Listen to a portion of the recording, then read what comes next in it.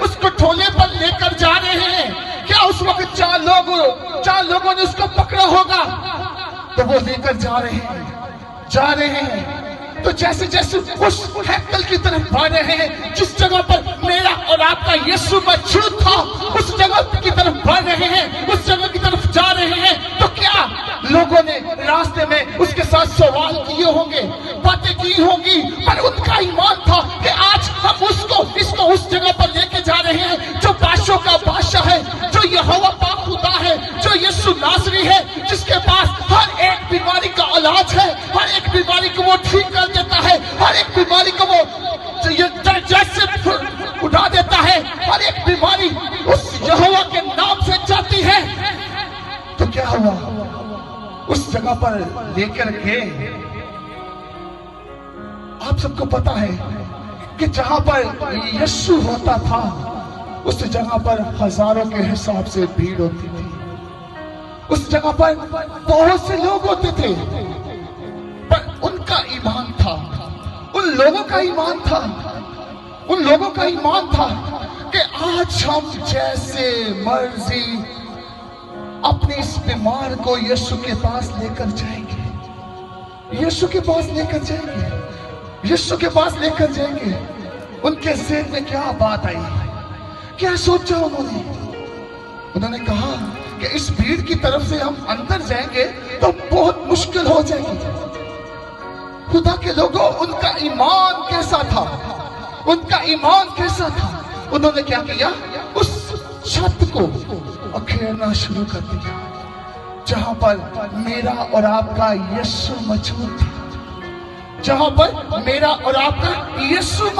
था, उस जगह पर क्या किया? ऊपर से छत को उड़ेना शुरू कर दिया। क्या उनका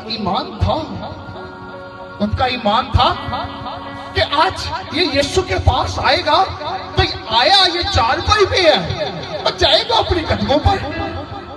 क्या उनका ईमान था? क्या किया? उस ईमान के इवज उस छत को उखेड़ा। तो क्या हुआ? जब वो यीशु के पास उसको उतारा गया, तो खुदा के लोगों, उसी वक्त मेरे और आपके यीशु ने ऊपर देखा होगा, उस फिजा के अंदर देखा होगा कि ये कहां से ऊपर से ये चारपाई नीचे आ रही है, ये कटोरा नीचे आ रहा है। पर उसने उनको कुछ नहीं कहा, बल्कि उन्होंने उन लोगों का ईमान देखा। और क्या हुआ? वो उस जगह पर नीचे लेकर आ रहे हैं, उस जगह पर मेरे और आपके यीशु के पास लेकर आ रहे हैं। तो क्या वो उस जगह पर चल के गया कि वैसे जैसे आया था वैसे कैसे क्या होगा? हम इसी बात के अंदर 24 और 25 वर्ष पढ़ेंगे। 24 और 25 इसी बात के अंदर।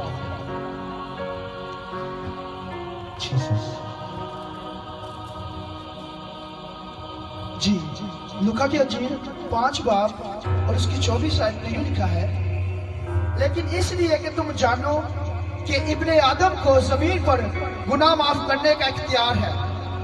उसने मफलूस से कहा, मैं तुझसे कहता हूँ, उठ और अपना कटोरा उठाकर अपने घर जा। और वह उसी दम उनके सामने उठा और जिस पर पड़ा था उसे उठाकर खुदा की तमजीद करता हुआ अपने घर चला गया। आमीन, आमीन, आमीन। क्या था? जिस कटोले पर वो आया था उसे उठाकर क्या हुआ? चलता हुआ। और यीशु की जिस कटोले पर वो आया था उसे उठाकर क्या हुआ? चलता हुआ। और यीशु की क्या कर रहा है? हम तो सुना कर रहा है। खुदा के लोगों, जब हमारा ईमान होगा तो हमारे घर के अंदर कोई बीमारी ठहर नहीं सकती, कोई कमजोरी ठहर नहीं सकती। चाहे डॉक्टर कहते हैं कि ये लाइलाज है, जब हर तरफ से दरवाजे बंद हो जाते हैं तो एक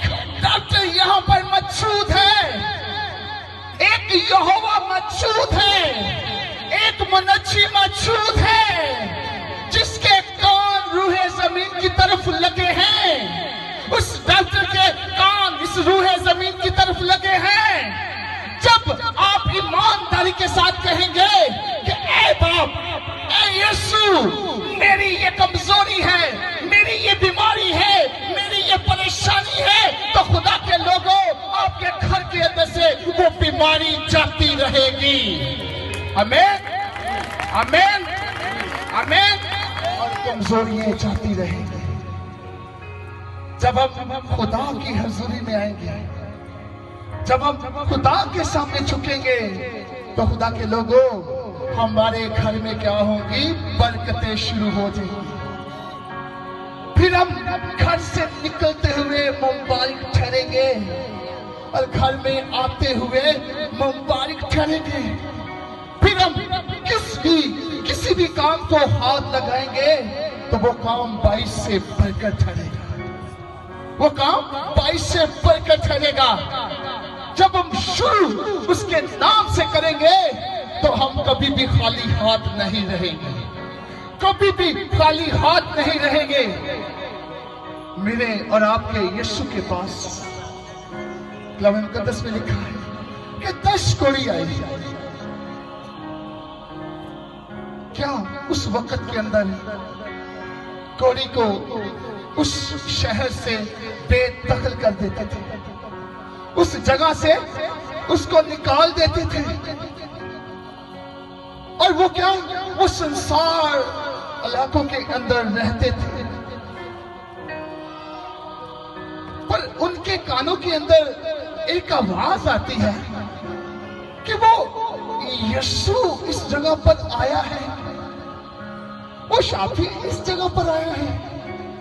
क्या वो रात को छुप कर उस जगह पर बैठते थे, उस जगह पर देखते थे कोई लोग उधर से बातें करते जा रहे हैं, कह रहे हैं कि आज यीशु उस जगह पर आया है, आज शाफी उस जगह पर आया है।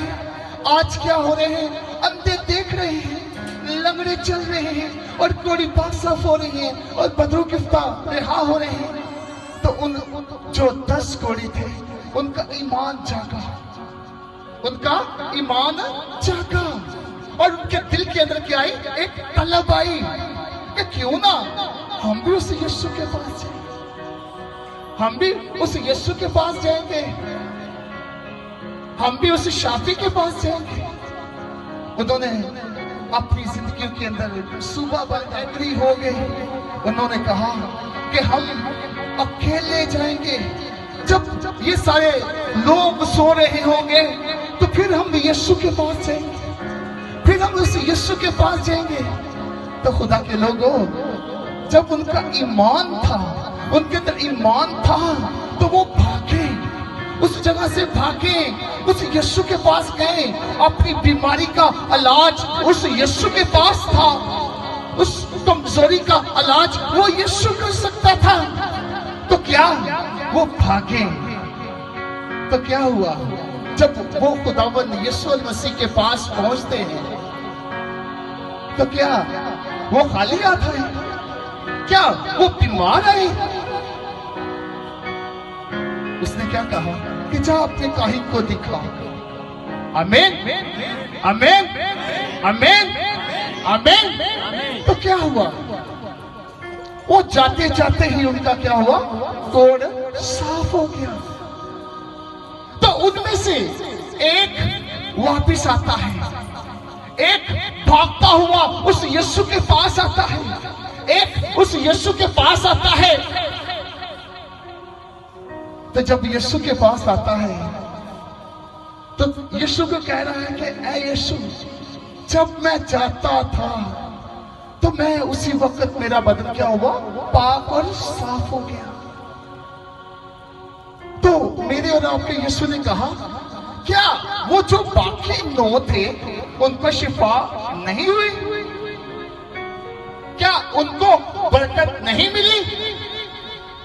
उसने कहा, हाँ मालिक, हाँ साथ, सबको शिफा मिली है। आमीन।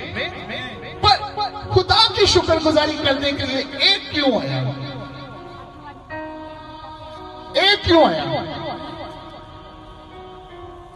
आने को वो भी बाकी आ सकते थे, पर उसने क्या की? खुदावन की शुक्रगुजारी की। क्यों भागा यीशु के पीछे? क्यों आया यीशु के पास? उसको अपनी बीमारी से ज्यादा यीशु अजीज था। उसके पास आया और कहता कि यीशु मुझे शिफा हो गई, यीशु मैं बच गया हूं, यीशु मुझे इस गुनाह से तूने निकाल लिया है, अब मैं अपनी सलीब उठाऊंगा और तेरे पीछे चलूंगा। खुदा के लोगों, जब हमें खुदा बरकत देता है, जब हमें खुदा शिफा देता है, तो हम अपनी बरकत को दबा लेते हैं। अगर आपको बरकत मिली है, अगर आपको शिफा मिली है, अगर आपके घर में कोई भी मसाइल है, तो अगर आपकी वो बीमारी दूर होती है, तो जिस भी चर्च में आप जा रहे हैं, जिस जगह पर जा रहे हैं, खुदा की शुक्रगुजारी करें, खुदा की शुक्रगुजारी करें। कहें कि मेरे यीशु ने मुझे शिफा दी है, मेरे यीशु ने मुझे नजात दी है। आमीन, आमीन, आमीन।